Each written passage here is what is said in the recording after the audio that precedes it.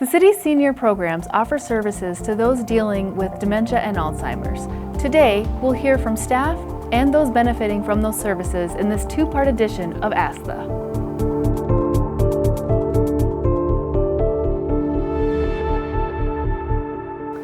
Hello and welcome. I'm Andy Gus with the Communications Office for the City of Las Cruces. Today we have joining us Stephanie Fowler, Case Manager with the city's Respite Program. Hi Stephanie, welcome. Hi there, thanks for having me. All right, so you're here to talk to us about the Respite Program. What is it? So our Respite Program is basically for those individuals caring for their loved ones who had been diagnosed with dementia or Alzheimer's disease. So like an example would be like if you're caring for your mom 24/7 who has Alzheimer's or dementia. You're caring for her 24/7 and you are kind of getting a little burnt out. So our respite provides a caregiver that would go and relieve that person of their duties just so they could catch a break for whatever they need to do. I mean, they could even go take a nap if they wanted to while our respite caregiver cared for that loved one of theirs. So what services are provided for your client and what services are provided for the caregiver?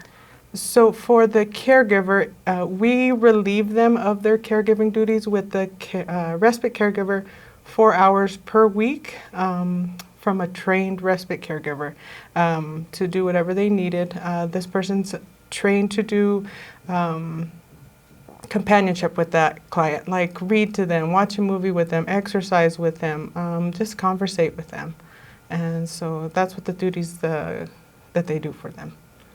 When you say that it's a trained respite caregiver, can you tell us a little bit more about that? What does that mean? How are the people providing those services trained and credentialed and all of that? So we contract out, the City of Las Cruces contracts out with Home Care of Doñana, that's who we contract with, and they train their caregivers to make sure they're able to work with those with Alzheimer's or dementia. So they're able to see the behaviors that are happening, redirect when they need to.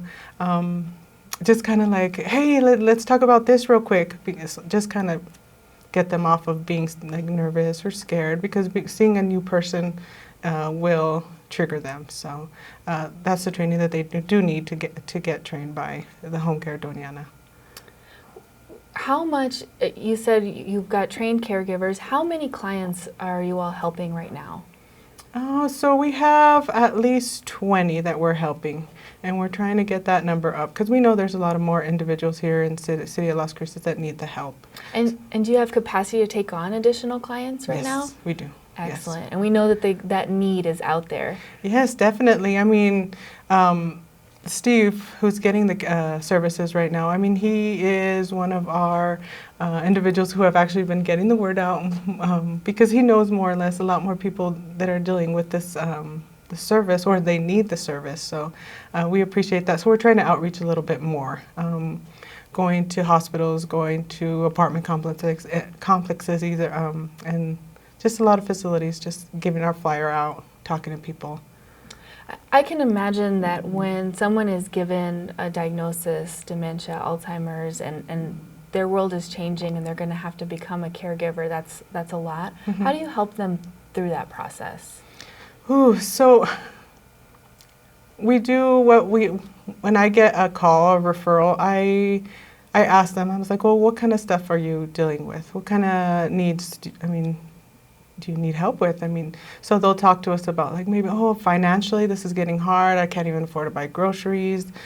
They talk about the caregiving, and then we kind of just give them the resources that they need. I mean, food boxes, applying for SNAP benefits, our respite program, referring them to the fire department if they need to get things fixed in their home.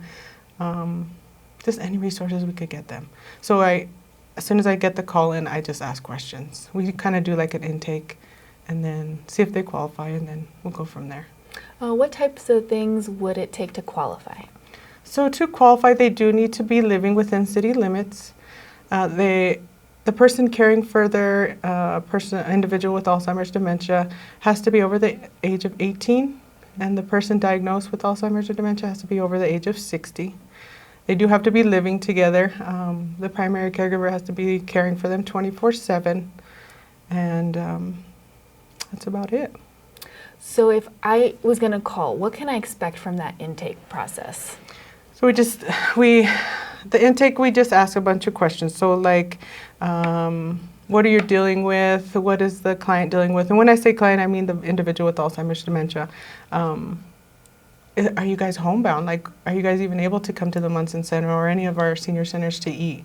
If they are, we could even refer them or get them Meals on Wheels. So we just ask a bunch of questions to see what kind of resources or help we could provide within our scope. If we can't do it, we'll find someone, we'll refer someone or them to someone. How long does that intake process? Maybe 5 minutes. And then a quick. Yeah, a quick, like 5 minutes, demographics, health issues, and then we'll schedule an assessment. We'll go and visit those individuals in the home just to dig a little deeper to see what else we could help with. And even us being in the home, we get to see like maybe their house is a little disheveled. So I mean, maybe we could help find them someone to light housekeeping or whatnot. Or maybe do like an APS report if we need to, or referral. Okay, great. So for those who may be joining the respite program, how can they start that process and where should they call or where can they get more information? So usually calling any of our senior centers and just say, hey, I want to get started with that respite program. Then they'll route to me or another case manager, but usually it's just me. So calling any of the senior centers, or our intake line is 541-2451. So that's it. And then just giving us a call, even if you're not interested in the respite program, we just want the seniors to give us a call if they have any questions. We'll route them to resources that they need. Excellent. Well, thank you, Stephanie, for talking to us about the respite program, letting us know how we can help the community. I appreciate your time. Thank you for having me. Now we've heard from staff, we'll take a moment to hear the story of one of the caretakers in the respite program. Today, we're joined by Steve Gaskell, one of our clients for the respite program. Hi, Steve. Thanks for being with us today. Good to be with you. Great. I would love to hear your background. Can you tell us a little bit about how you got involved with our respite program? Well, I can. My wife and I moved to New Mexico back, I guess back in 2006, something like that. And then we moved to Las Cruces back in 2017 from Houston. And so when we moved here, my wife was diagnosed about a year later. That's one of the reasons we made the move from Ruidoso to here, because it was a little larger place to better medical facilities, things like that. So we moved here, and she had the diagnosis made in April of 2018. And so I would say that I probably started with the respite program, or I started with the Munson Center. Okay. I started going to eat lunch there each day, and we would go to eat lunch there each day, and so we did that. So it was 2018, April of 2018, when she was given the diagnosis. And that's just kind of when both of our worlds changed dramatically. Yeah. So now that you've been part of the respite program, what does that mean? What kind of services, what's happening for you with that? The respite program means relief. Okay. One of the things that you learn as a caregiver, and I'm the primary caregiver for my wife, is it's 24/7. It never stops. And I had plenty of people, family, friends, doctors, all say, when are you going to get some help? When are you going to get some help? And I said, I'll know it when I need it. So I got to that point, and luckily, I'd already been going up to the Munson Center. And so I'd already been going up for the meals and all that, my wife. And so I guess it was around 2020, 2021, something like that, that we started into the respite program. And it started off with having 4 hours. I got to have 4 hours in a day to basically do whatever I want. And, that can be, one of the things that was really hard initially is you're so used to being there, you're thinking, what am I going to do for 4 hours? And I can't tell you the number of times that I would just go and I just sit in my car, or I just go sit up in Young Park on a bench because I was so used to being at home. So the respite program allowed me to get outside of the home and to be able to have a break and to have some amount of separation to where I was able to just relax, not necessarily have anything on an agenda. And that's been real nice, and it's just evolved from there. One of the things now is I have 3 days now during the week to where I'm able to have respite services. So that's allowed me, one of the things that I was able to do with this is, of course, I needed to be able to go and do things that my wife couldn't go and do, errands, things of that nature. So I was starting to be able to do that, so I scheduled everything around on a Tuesday or a Thursday, because that's when I had my respite time, whether it's doctor's appointments or dental or whatever it was. And so I was able to do that, and then I've recently been able to start playing music again, and that's been great. I used to play music professionally in Houston for years and years, and I played the slide trombone, and I played jazz and blues and classical and all of that. So, and I was diagnosed with COPD about actually around the same time. Oh my. It seems like we both kind of had the diagnosis around the same time, so I wasn't able to play anymore. So what this has allowed me to do is I can actually take piano lessons now, and already having a pretty decent grasp of music, it's just transferring it to the keyboard. So it's just been a blast. It's been extremely therapeutic for me. Music always was therapeutic. So Respite's allowed me to do that. Respite's also provided things. One of the things that you learn as a caregiver is your expenses obviously start going up and up and up. My wife has gotten, and it all just, it was a process, because she used to still be able to do certain things, and it's gotten to the point to where she was fully self-sufficient to where now she's completely dependent on assistance for everything. So, that means bathing, toileting, showering, all those different things. And then most recently, she's gotten to the point to where her mobility has gotten so bad to where it's hard for her to walk. And so she has a wheelchair now. Okay. So, but all the support that we've been given through the respite program, through the City of Las Cruces, senior programs, through the Munson Center, all these things, I like to call Munson Center La Familia. Oh, that's wonderful. Because it's truly our family, because we have no family here, blood family. Yeah. And so the Munson Center has just become our home, and the support there is something that I can't stress enough to folks, what it does for you and what it allows you to do. So that's been wonderful. That's such an amazing story. I know as a caregiver, obviously you care deeply for your wife. You want her to have the best care. How did you feel comfortable leaving her with the folks from the respite program? How did you know that they would take good care of her? Well, I just had a whole lot of trust in Stephanie, our case manager.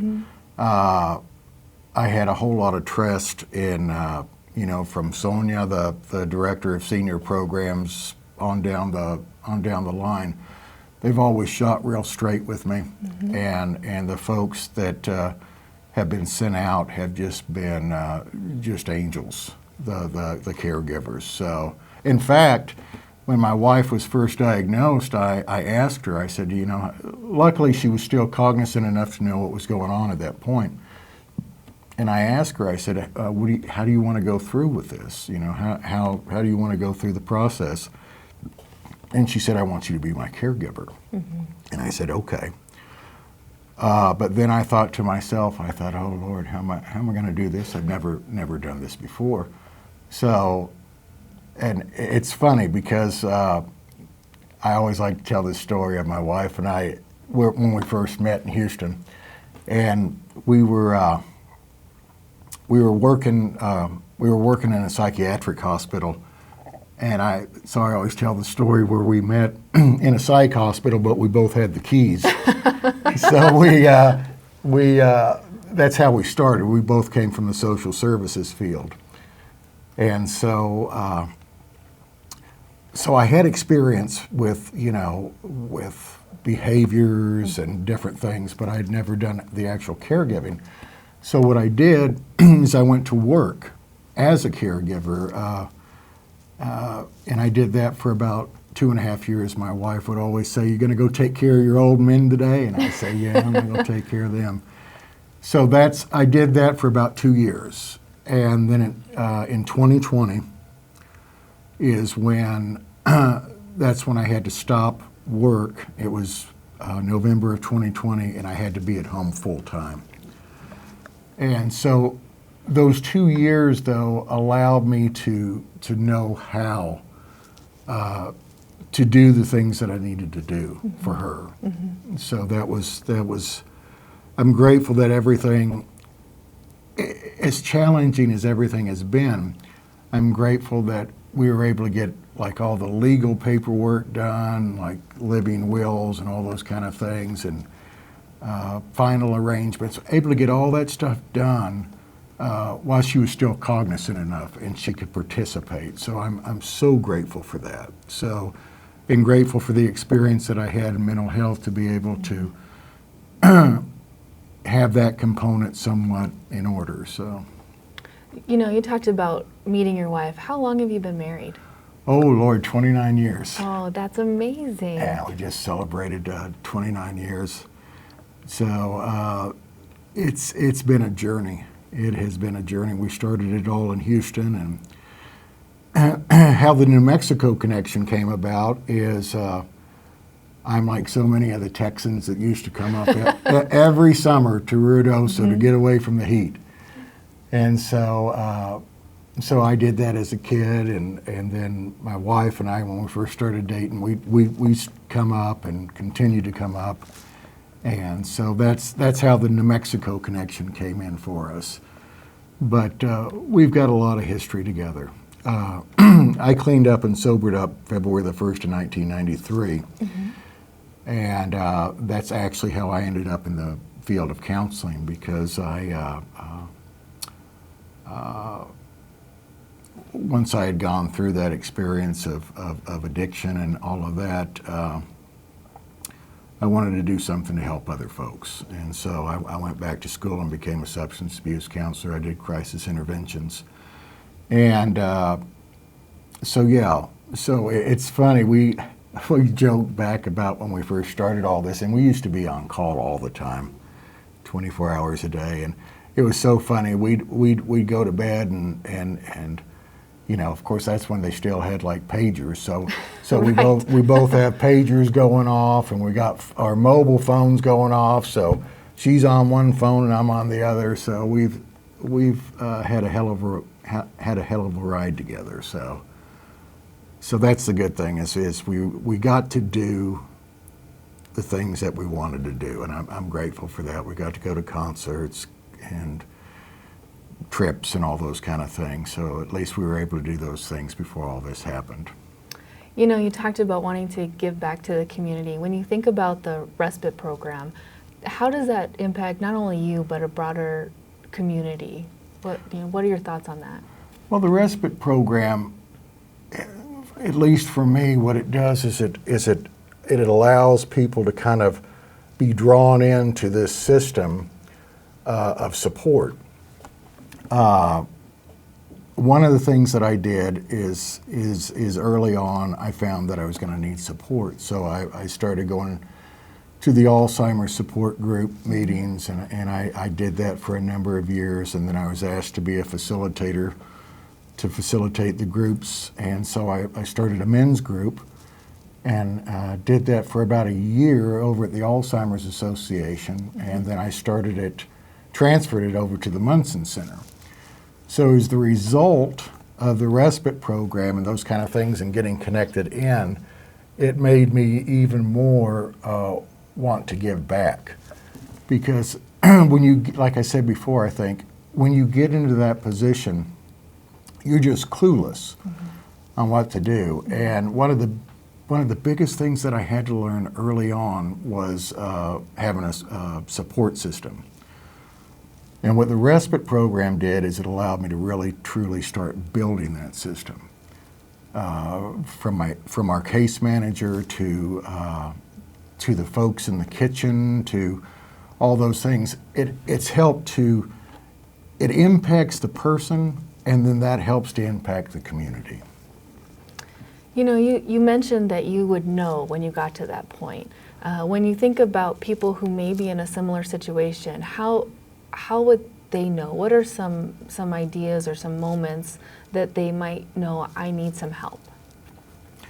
Well, I know for myself how it got to be is I started getting, and I'm one of the most laid back people you'll ever meet, and I've always been that way. So when I started finding that I was getting agitated and things like that just wasn't, that's just not my nature. So when I started having those kind of things, when you start feeling overwhelmed, when you start experiencing depression, when you start, feeling hopeless and helpless about the situation, those kind of things, those were some of the kind of the takeaways that I got that got me to getting some help. I was having problems sleeping, so all these things just kind of added up to where it's like I finally got it. And I think part of that too is I attribute a whole lot of it to my own recovery. And Alcoholics Anonymous years back, and knowing that I needed help, and having been a counselor. So the respite program allowed me to free up enough to recognize those kind of things. So. Thank you for sharing that, especially for folks who haven't had some of that counseling background, or they may not see those signs as quickly. So thank you for sharing that story with us. What would you say to anyone who's on the fence or unsure about if the respite program is something they should look into? Well, I think that when you're a caregiver, those are just certain things that you recognize within yourself that you need the help. And I think for folks that are receiving it, like myself, we share our story. We share our story, so it makes it easier. One of the first things I try to do when I get folks into the men's group is the first thing I do is I give them Stephanie's card. I do that. I get them set up on as many different services as I possibly can, because it only gets harder. It doesn't get any easier along the way.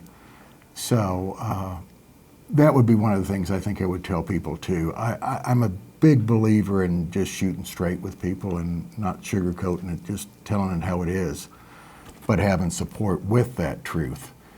And just letting them know that this is just, it's never going to get any better, but you can have these services that provide a support that allow you to get through them, whereas without them you just self-destruct yourself.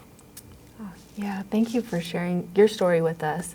Those are all the questions I have. Is there anything else you want to share with us or with the community? One of the things that I can say is the City of Las Cruces, period, has been a hugely supportive community.